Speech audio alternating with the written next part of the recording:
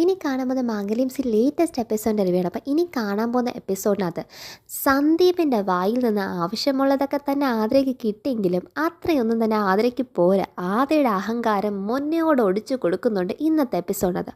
അപ്പോൾ ആതിര ചോദിച്ചത് കിട്ടാനുള്ളതൊക്കെ മേടിക്കുന്ന ഒരു എപ്പിസോഡ് തന്നെയാണ് ഇന്നത്തെ എപ്പിസോഡ്. അപ്പോൾ ഇതിൻ്റെ ഡീറ്റെയിൽ റിവ്യൂ നോക്കുന്നതിന് മുന്നേ തന്നെ ചാനൽ ആദ്യമായിട്ട് കാണുന്നവരാണെങ്കിൽ ചാനൽ ലൈക്ക് ചെയ്യാനും സബ്സ്ക്രൈബ് ചെയ്യാനും ബെല്ലൈക്കൺ പ്രസ് ചെയ്യുന്നതിൻ്റെ കമൻസും ഷെയർസ് ലൈക്സിനും ആരും മറക്കണ്ട കേട്ടോ.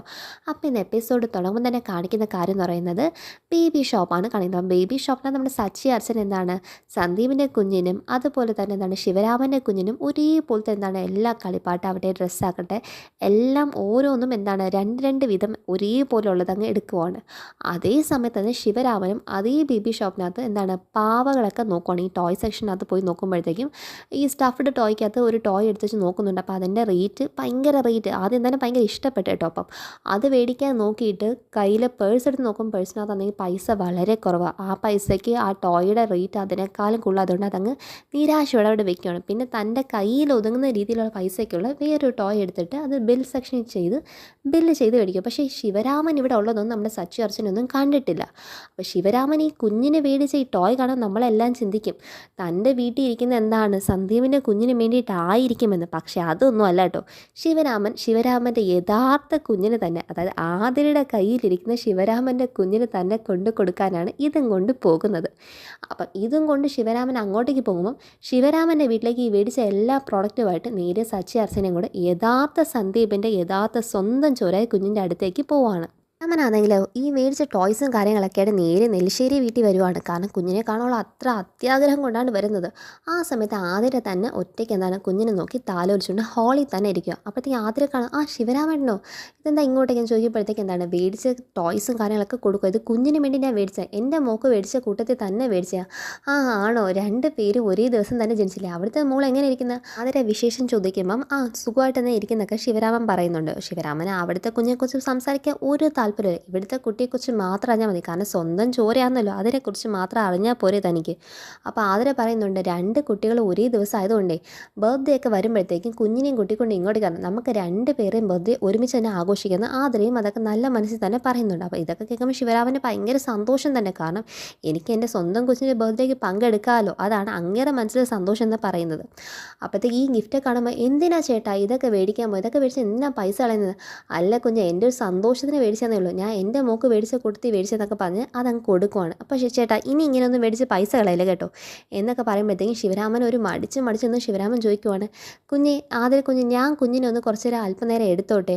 അനന്ത ചേട്ടാ എന്നൊന്നിട്ട് ആതിര എന്താണ് സ്വന്തം ചേച്ചിയോടില്ലാത്ത അത്ര നന്മയാണ് ശിവരാമൻ്റെ കയ്യിലേക്ക് അങ്ങ് കുഞ്ഞിനെ എടുത്ത് അങ്ങ് കൊടുക്കുവാണ്. അപ്പോഴത്തേക്കും പറയുന്നുണ്ട് ആ കുഞ്ഞിനെ വെച്ച് താലോലിക്കാൻ ഒറ്റയ്ക്ക് കിട്ടണം. അതുകൊണ്ട് ശിവരാമൻ ചോദിക്കുവാണ്, ആതിര കുഞ്ഞ് എനിക്ക് സ്വല്പം വെള്ളം കൊണ്ട് തരാമോ? അപ്പോഴത്തേക്കും അതിനെന്താ വന്നിട്ട് ആതിര നേരെ കിച്ചണിൽ പോയി വെള്ളം എടുക്കാൻ പോകുന്ന സമയത്ത് കുഞ്ഞിനെന്താണ് ഒരു പിതാവിൻ്റെ സർവ്വവാത്സല്യത്തോടെ ഇങ്ങനെ കുഞ്ഞിനെ കൊഞ്ചിച്ചുകൊണ്ടിരിക്കുന്നത് നേരെ ആ സമയത്ത് വന്ന് ആര് കാണുന്നുണ്ടെന്നറിയോ? നമ്മുടെ അവന്തിക കാണുള്ളൂ. അവന്തികയ്ക്കാണെങ്കിൽ ചൊറിഞ്ഞ് വന്നിരിക്കുന്ന ദേഷ്യം, ഒരറ്റം ദേഷ്യമുണ്ട് ഒരറ്റം പേടിയുണ്ട്. കാരണം ഈ കള്ളത്തരൊക്കെ ഇവിടെ പൊളിഞ്ഞ അതോടെ അവന്തികയുടെ സർവത്ര ചീട്ടും ഈ വീട്ടിൽ നിന്ന് ഇനി കീറി കിട്ടും എന്നുള്ളതാണ് വലിയൊരു സത്യം. അപ്പോൾ ആതിരയുടെ ആ കയ്യിൽ നിന്ന് കുഞ്ഞ് ഇവൻ്റെ കയ്യിരിക്കുന്ന കാണുമ്പോൾ അത്രയ്ക്ക് ടെൻഷനാണ് അവന്തിക്ക്. അപ്പം ഈ കുഞ്ഞിനാണെങ്കിൽ ഇയാൾ അവന്തിക മൈൻഡ് പോലും ചെയ്ത് കുഞ്ഞിനെ അങ്ങ് താലോലിച്ചുകൊണ്ട് നിൽക്കുമ്പോഴാണ് പെട്ടെന്ന് അവന്തികയെ കാണുന്നതും തിരിച്ച് കറക്റ്റ് അതേ സമയം നമ്മുടെ ആതിര ഇങ്ങോട്ടേക്ക് കയറി വരുന്നതും കൂടെ.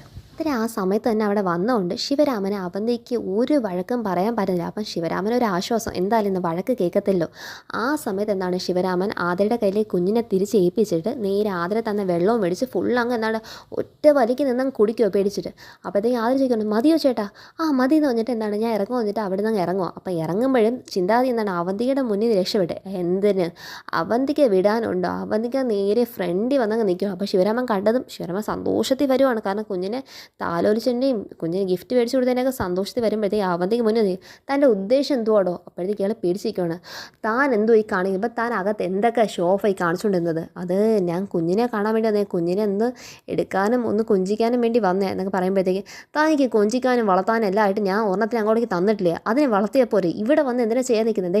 ഈ വീട്ടിൽ ഓരോ ഭാഗത്തിനും കണ്ണും കാതും എല്ലാം ഉണ്ട്. തന്നോട് ഞാൻ 100 വട്ടം പറഞ്ഞിട്ടുണ്ട് ഈ വിധ കാര്യങ്ങൾ ചെയ്യാൻ വേണ്ടി ഇങ്ങോട്ടേക്ക് വരാൻ പാടില്ല എന്ന്. അങ്ങനെ പറഞ്ഞ അവന്തിക എന്താണ് ശിവരാമനോട് നന്നായിട്ടൊന്ന് മുഷിയുവാണ്. ശിവരാമനാണെങ്കിൽ സ്വന്തം കൊച്ചിനെ എടുക്കാൻ ഒരു അവകാശം കൊടുക്കുന്നില്ല എന്ന് പറയുമ്പം ആർക്കാണ് ഇനി എന്തൊക്കെ ഇനി പൊന്നുകൊണ്ട് മൂടും എന്ന് പറഞ്ഞാലും സ്വന്തം കൊച്ചിനെ എടുക്കാൻ പറ്റില്ലെങ്കിൽ പിന്നെ ആ കുഞ്ഞിന് എന്തൊക്കെ സൗകര്യം ഉണ്ടാക്കി കൊടുത്തിട്ട് എന്ത് കാര്യം?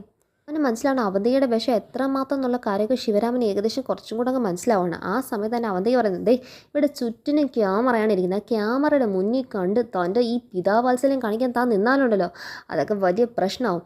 അയ്യോ പാവമല്ലേ, ഇവിടെ തന്നെ നിന്നോട്ടെ എന്ന് പറഞ്ഞാൽ ദൂരെ കാഴ്ചക്കെങ്കിലും കൊച്ചിനെ കണ്ടുകൊണ്ടിരിക്കട്ടെ എന്ന് പറഞ്ഞിട്ട് തന്നെ ഇവിടെ ജോലിക്ക് നിർത്തിയപ്പം അത് മാത്രമേ ഉള്ളൂ തനിക്കുള്ള അവകാശം. ദൂരെ കാഴ്ച നിന്ന് തൻ്റെ കൊച്ചിനെ കണ്ടോണം, അല്ലാതെ എടുക്കാനും കൊഞ്ചിക്കാനും വാത്സല്യം കാണിക്കാനൊക്കെ പോകുന്നതിന് മുന്നേ ഞാൻ ഇപ്പം പറഞ്ഞ കാര്യമൊക്കെ ഓർത്തോണം എന്ന് പറഞ്ഞിട്ട് അവന്തിക ദേഷ്യപ്പെട്ട് അങ്ങ് അകത്തേക്ക് കയറി പോവാണ്. അപ്പോഴത്തേക്കും ശിവരാമൻ എന്താണ് തകർന്നങ്ങ് നിൽക്കുകയാണ്. കാരണം ഒരു അച്ഛൻ്റെ അവകാശം പോലും തനിക്ക് ഇല്ലാതായല്ലോ എന്ന് അവിടെ ശിവരാമൻ തകർന്ന് നിൽക്കുന്നേ കാണിക്കുന്നത്.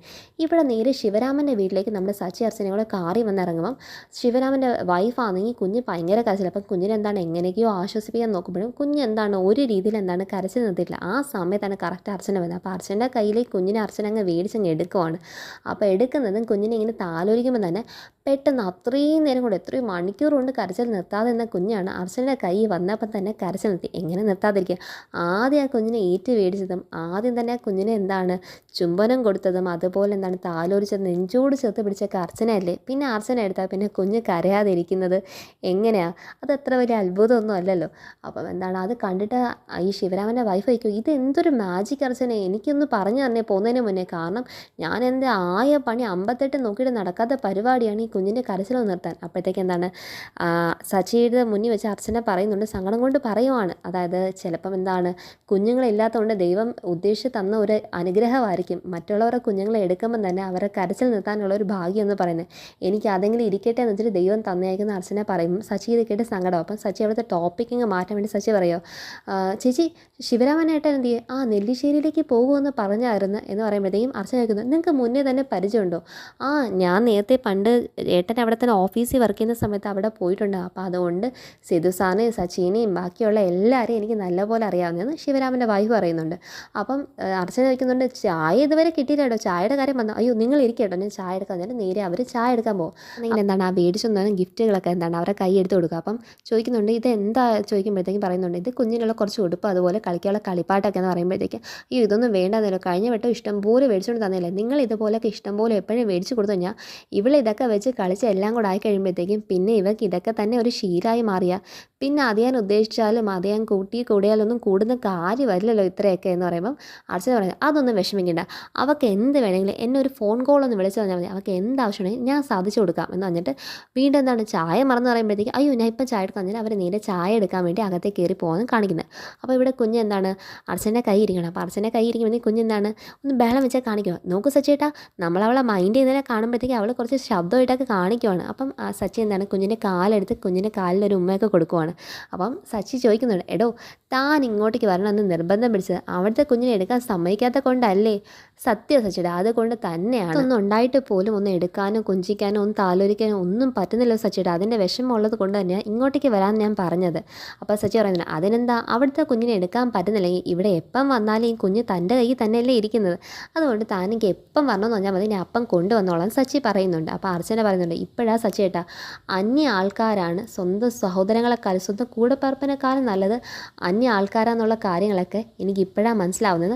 അർച്ചന അത്ര സങ്കടത്തിൽ പറയുമ്പോൾ സച്ചി എന്താണ് വീണ്ടും ആ ടോപ്പിക്കൊക്കെ മാറ്റി കഴിഞ്ഞാൽ നേരെ ഇവരൊക്കെ അകത്തുനിന്ന് ചായ കുടിക്കുക. അപ്പം ചായ കുടിക്കുമ്പോഴത്തേക്കും ശിവരാമൻ്റെ വൈഫ് പറയുന്നുണ്ട്, കൂടെ ഇങ്ങോട്ടേക്ക് വരാൻ കേട്ടോ എന്നൊക്കെ പറയുമ്പോഴത്തേക്കും ഇനി അടുത്ത വട്ടം വരുമ്പോൾ കുറേ നേരം കുഞ്ഞിൻ്റെ കൂടെ സ്പെൻഡ് ചെയ്യത്തക്ക രീതി നോക്കി വേണം വരാമെന്നൊക്കെ പറഞ്ഞ് അർച്ചനയും കൂടെ പറയുന്നുണ്ട്. അപ്പം അതൊക്കെ കഴിഞ്ഞ് അവരെന്താണ് ഇറങ്ങാൻ നിൽക്കുന്ന സമയത്തിലേക്ക് കറക്റ്റ് അർച്ചന എന്താണ് കുഞ്ഞിന് ബായും വന്നിട്ട് ഇറങ്ങും. അപ്പം കുഞ്ഞ് എന്താണ് അർച്ചനയുടെ സാരി തുമ്പ് കയ്യിലങ്ങ് പിടിച്ചങ്ങ് വെക്കുവാണ്. അപ്പോൾ അത് കാണുമ്പോൾ അർച്ചനയ്ക്ക് വീണ്ടും ഭയങ്കര ഒരു വാത്സല്യം. അപ്പോൾ അത് കണ്ട് എല്ലാവരും അത്ഭുതപ്പെട്ട് നിൽക്കുന്നതും. പക്ഷേ അർച്ചന തിരിച്ച് ആ സാരിയുടെ തുമ്പ് മേടിച്ച് നേരെ കാറി കയറുന്നത്. അപ്പം പോകുന്ന വഴി സച്ചി വയ്ക്കും, എടോ തൻ്റെ കയ്യിൽ എന്ത് മാജിക് ഇടോ, അവിടുത്തെ കുഞ്ഞിനെ താൻ എടുത്താലും അപ്പം കരച്ചു നിർത്തും, ആദ്യയുടെ കുഞ്ഞിനെടുത്താലും കരച്ചു നിർത്തും, തൻ്റെ കയ്യിൽ എന്തോ മാജിക് ഉണ്ട് എന്നൊക്കെ പറയുമ്പോഴത്തേക്കും എന്താണ് സച്ചിക്ക് വേറൊരു കാര്യം പറയാനുണ്ട്. എടോ താൻ ശ്രദ്ധിച്ചോ ശിവരാമൻ്റെ കുഞ്ഞിനാണെങ്കിൽ എനിക്ക് നല്ല പരിചയമുള്ള ഒരാൾ ചായ നമുക്കറിയാം ആരുടെ ചായ എന്നുള്ള കാര്യം, സന്ദീപിൻ്റെ ചായ തന്നെ. അപ്പം എനിക്ക് നല്ല പരിചയമുള്ളൂ. അപ്പോഴത്തേക്ക് അർച്ചന പറയുന്നുള്ളൂ, അങ്ങനെ ഒന്നുമല്ല സച്ചിയുടെ, ഇപ്പോഴേ ഒന്നും ഒരു കുഞ്ഞിൻ്റെ ചായ ഒന്നും നമുക്ക് കണ്ടുപിടിക്കാൻ പറ്റില്ല, അത് കുറച്ചും കൂടെ വളർന്ന് വലുതായേ പറ്റത്തുള്ളൂ. എൻ്റെ അമ്മ പറയുന്നത് എനിക്ക് എൻ്റെ മുത്തശ്ശിയുടെ അതേ ചായ എന്ന്. ആണോ, തൻ്റെ മുത്തശ്ശി അത്ര ഗ്ലാമർ ആയിരുന്നോടോ? ദേ സച്ചിയുടെ വെറുതെ കളിയാക്കല്ലേ. എടോ ഞാൻ കളിയാക്കുമല്ലോടോ, ഭർത്താക്കന്മാർ യഥാർത്ഥത്തിൽ തുറന്ന് സമ്മതിക്കാൻ മടിയുള്ള ഒരു കാര്യമാണെങ്കിലും ഞാൻ എൻ്റെ ഭാര്യ സുന്ദര എന്നുള്ള കാര്യം ഇത്ര എളുപ്പത്തിൽ സമ്മതിച്ച് തന്നില്ലേ. ഓ ഞാൻ കാര്യമായിട്ട് തന്നെ പറഞ്ഞെന്നൊക്കെ സച്ചി പറയുമ്പോഴത്തേക്കും അർച്ചന പോ സച്ചിയുടെ എന്ന് പറയുമ്പോഴത്തേക്കും തനിക്ക് വിഷമമുണ്ടല്ലോ എന്നൊക്കെ സച്ചി ചോദിക്കുമ്പോഴത്തേക്കും അർച്ചന പറയുന്നുണ്ട്, ഉണ്ട് സച്ചിയുടെ, പക്ഷേ എന്നാലും എനിക്കിപ്പം ശിവരാമേട്ടൻ്റെ വൈഫിനെയും കാര്യം കാണുമ്പോൾ കുഞ്ഞിനെ കാണുമ്പോൾ എനിക്ക് ഭയങ്കര പോസിറ്റീവാണ് സച്ചിയുടെ. കാരണം എത്ര വർഷം അവർ എന്തൊക്കെ ചെയ്ത് കാത്തിരുന്നത്, എന്നിട്ട് അവർക്കൊരു കുഞ്ഞിനെ കിട്ടിയില്ല. അതുകൊണ്ട് നമുക്ക് ഉറപ്പായിട്ട് കുഞ്ഞിനെ കിട്ടും എന്നുള്ള നല്ല പ്രതീക്ഷ, അതിൻ്റെ പോസിറ്റീവ് എനർജിയൊക്കെ എനിക്കുണ്ടെന്ന് അർച്ചന പറയുമ്പോൾ സച്ചിക്ക് ഒരു മനസ്സ് എന്താണ്, ഒരു ഭാഗത്ത് പേടിയുണ്ട്, ഒരു ഭാഗത്ത് എന്താണ് ഒരു വിശ്വാസം, അർച്ചന കൊടുക്കുന്ന വിശ്വാസമുണ്ട്. അങ്ങനെ ഡ്രൈവ് ചെയ്ത് പോകുന്നതാണ് കാണിക്കുന്നത്. എന്നാൽ പിന്നെ ഒരു കാര്യം പറയാൻ വേണ്ടി മറന്നുപോയി, നമ്മൾ പിന്നെ സന്ധ്യയെ കാണാൻ വേണ്ടി പോയതേ ഇല്ല കേട്ടോ, അത് താൻ മറക്കല്ലേ. സന്ദീപിൻ്റെ കുഞ്ഞിനൊക്കെ പിറകെ ഓടുന്നതിൻ്റെ ഇടയ്ക്ക് അത് നമ്മുടെ കാര്യം കൂടെ നോക്കാൻ തനിക്ക് സമയം വേണം. അങ്ങനെ സ്വന്തം കുഞ്ഞാണെങ്കിൽ തൻ്റെ കയ്യിൽ തന്നെ എന്നും കാണും. സന്ദീപിൻ്റെ ഒക്കെ വെച്ച് കുറച്ച് നാൾ കഴിയുമ്പോൾ ദാ പെട്ടെന്ന് വളരും. അതിനുശേഷം പിന്നെ സ്കൂളിലൊക്കെ പോയി തുടങ്ങുമ്പോൾ ഇന്ന് കാണിക്കുന്ന ഇതേ അടുപ്പം തന്നോട് അന്നും കാണുമെന്ന് പറയാൻ പറ്റില്ല. തൻ്റെതാണെങ്കിൽ എത്ര വളർന്നാലും തന്നിലേക്ക് തന്നെ അടുത്ത് തിരിച്ചു വരുന്നതാണ്. അപ്പോൾ അർച്ചന പറയുന്നു, സത്യം പറയുന്നത് ശരിയാണ്, എത്രയും വേഗം നമുക്കൊരു കുഞ്ഞ് വേണം, പക്ഷേ അതെന്തായാലും ഉറപ്പായിട്ട് കിട്ടും എന്നുള്ള കാര്യം എനിക്ക് ശിവരാമേട്ടൻ്റെ വൈഫിനെ കണ്ടപ്പം ഒരു വിശ്വാസം കൊണ്ട് സച്ചേട്ടൻ വീണ്ടും പറയുന്നുണ്ട്. പിന്നെ വേറൊരു കാര്യം സച്ചേട്ടാ, നമുക്കിനി സ്വന്തമായിട്ടൊരു കുഞ്ഞ് ഇനി എത്ര വന്നാലും ഏറ്റവും ആദ്യത്തെ പ്രാധാന്യം എന്ന് പറയുന്നത് എപ്പോഴും സന്ദീപിൻ്റെ കുഞ്ഞിനെ തന്നെ ആയി. കാരണം അവളെയല്ലേ ഞാൻ ആദ്യമായിട്ട് കൈ എടുത്തതും ഉമ്മ കൊടുത്ത് അവളെ എൻ്റെ നെഞ്ചോട് ചെന്ന് വെച്ചാൽ നിമിഷം എനിക്ക് മറക്കാൻ പറ്റില്ല. അതൊരു പ്രത്യേക ഫീലാണ് സച്ചേട്ടാ, അതിനി പറഞ്ഞറിയിക്കാൻ പറ്റത്തില്ല. അതുകൊണ്ട് ഏറ്റവും മുൻഗണന എനിക്ക് എപ്പോഴും അവളോട് തന്നെ അയക്കുന്നതൊക്കെ അർച്ചന പറയുന്നതായിട്ട് സച്ചിക്ക് എന്താണ് ഒരു കുഴപ്പമില്ല. സച്ചി എന്താണ് നോർമലായിട്ട് തന്നെ അതൊക്കെ കേട്ട് അവർ വീണ്ടും ഡ്രൈവ് ചെയ്ത് വരുന്നതാണ് പിന്നെ കാണിക്കുന്നത്. ശിവരാമൻ തൻ്റെ വീട്ടിലേക്ക് തിരിച്ചു വന്നത്. അപ്പം തിരിച്ചു വന്നത് ഭയങ്കര ദേഷ്യത്തിലാണ്. കാരണം അവന്തിക്ക് സ്വന്തം കുഞ്ഞിനെ എടുക്കാൻ പറ്റത്തില്ല എന്ന് പറഞ്ഞില്ലേ, അതിൻ്റെ ടെൻഷനും ദേഷ്യമൊക്കെ ആയിട്ട് വീട്ടിൽ കയറി വന്നും കാണുന്ന ടേബിളിനകത്താണ് കുഞ്ഞിനുള്ള എല്ലാ ഒരു ഐറ്റംസ് ഒക്കെ ഇരിക്കുന്നതാണ് കാണുന്ന പാക്കറ്റിനകത്ത്. അപ്പോഴത്തേക്കും എന്താണ് വൈഫിനോട് നീ ഒന്ന് വെള്ളം എടുത്തിട്ടാന്ന് പറഞ്ഞ് വെള്ളം എടുത്തിട്ട് അവർ വരുന്നതും, നിൻ്റെ വീട്ടിൽ നിന്ന് ആരെങ്കിലും വന്നിട്ടുണ്ടായിരുന്നോ? ഇല്ല എൻ്റെ വീട്ടിൽ നിന്ന് ആരും വന്നില്ലല്ലോ ഏട്ടാ എന്ന് പറയുമ്പോഴത്തേക്കും, പിന്നെ ദേ ഇവിടെ സാധനങ്ങളൊക്കെ ഇരിക്കുന്ന കുഞ്ഞിനുള്ളത്. ഓ അതാണോ, അത് എന്താണ് സച്ചിയും അർച്ചനയും കൂടെ വന്നപ്പോൾ മേടിച്ചുകൊണ്ട് വന്നതാ.